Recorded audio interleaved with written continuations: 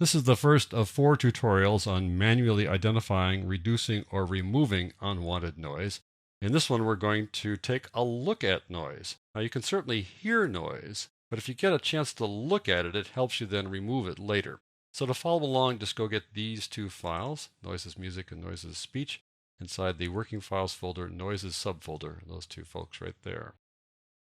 So we want to see noise. Well, here we are in the waveform view, and you might sort of suspect that something's going on with this one because it's got that sort of round thing at the beginning and the end. And this one has this kind of stump to it, and this one has something going on at the end there too. So you get a sense that perhaps something is going on with this part of the file. We'll play it. It'll immediately recognize that, yep, something is going on. Obviously, you have a big hum there. What's going on here at the beginning of this one? Some hiss going on there. So you can look at the waveform and you can sort of get a sense that something is going on. And lots of times there's like audience noise or just some kind of a hiss. If you zoom in on the decibel line here, if you get really tight to it, you begin to see some kind of rough edges right along here that give you a sense that maybe something is going wrong. You begin to see some stuff showing up. Not in this case, but that would be the case elsewhere. I'll go back to full screen by going Control / or Command / to get everything all zoomed out again. So here in the waveform view, there's only so much that you can see. The magic view is the spectral frequency view, and there you can see noise much more readily. And you might be going, oh, yeah, I don't really see noise there, but you will in a second. I think you begin to figure this thing out in a moment. We'll take a look at these 7 little segments, each one of which has a different kind of noise. Let me go over to this first one. I'm going to zoom in on it by just right-clicking here and dragging. And now you take a look at this thing more closely. So something is going on down here. That hum you heard moments ago is showing up. It shows up right there. You can begin to see those little purple lines down the bottom. And that's a 60 hertz hum, the famous hum caused by the frequency of electricity, the cycles of electricity in North America. It would be 50 hertz if this were Europe. And to see that more clearly, I'm going to zoom in down here on the bottom by right-clicking here and dragging. In the spectral frequency view, you can right-click in this vertical ruler and drag to define the region you want to see. And now we can see these guys, and we see them pretty sharply because I zoomed in. I increased the spectral frequency resolution. The default view would be something like this. So I go Control-Shift or Command-Shift down arrow, and the default view would be something more like that, kind of this chunky-looking stuff. But if you go Control-Shift or Command-Shift up arrow, you can sort of zoom in and get this sharper defined view.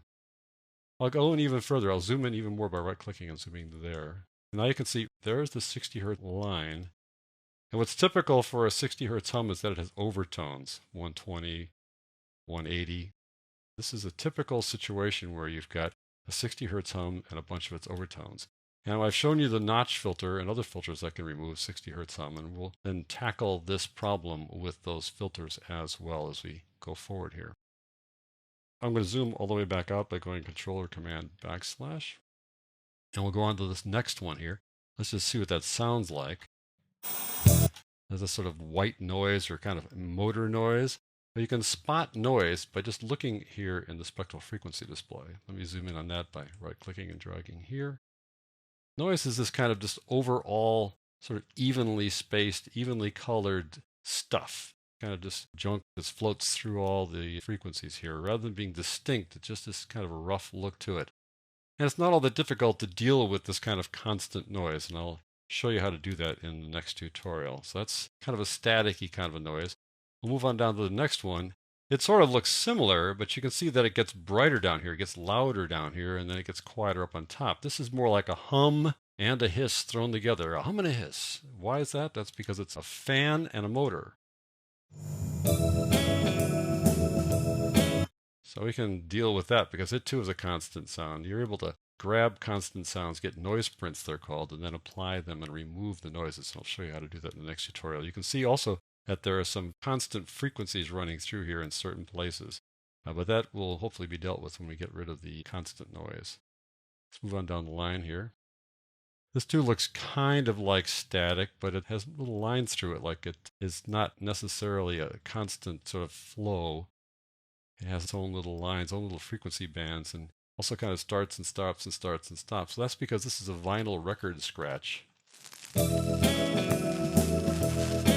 So you got that sort of constant vinyl record static plus the occasional scratches. This is challenging because you got to get rid of the general static and then pick out individual scratches. Not an easy task. We'll just 2 tutorials from now, I'll show you how to deal with the static in the next one and then how to deal with the individual scratches later.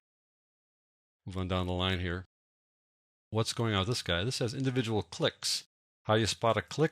There's usually some kind of a bump here where the frequency goes up pretty high. Here you can see the music is down here, and suddenly there are these things jumping up. Some of those guys can be music, but some of those also probably are clicks. Let's listen here. So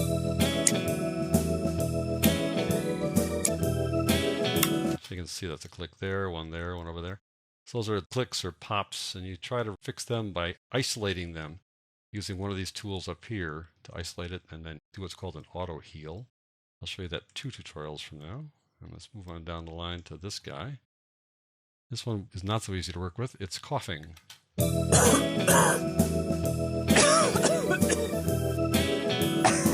you can see the cough. This thing here, that there, that's the cough. It's obviously different than the rest of the frequencies. It sort of stands out from the rest of them. It covers a lot of ground there. It covers a large frequency range here when you have a cough like that.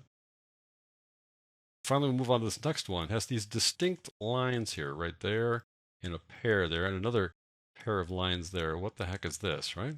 Oh.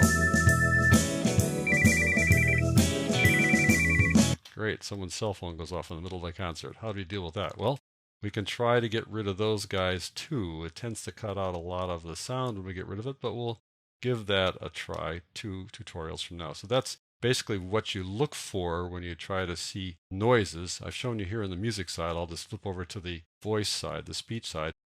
I created both of these files using the same set of noises, so it'll look similar. It's the same kind of a process, has the same sounds, but speech is different. You can see each word here as it goes along, rather than music, which is kind of a constant flow.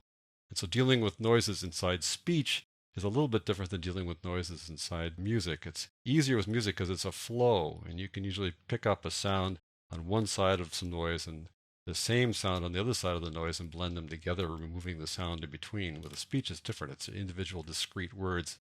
Not as easy to remove sounds when you're dealing with speech, but we'll try both in the upcoming tutorials.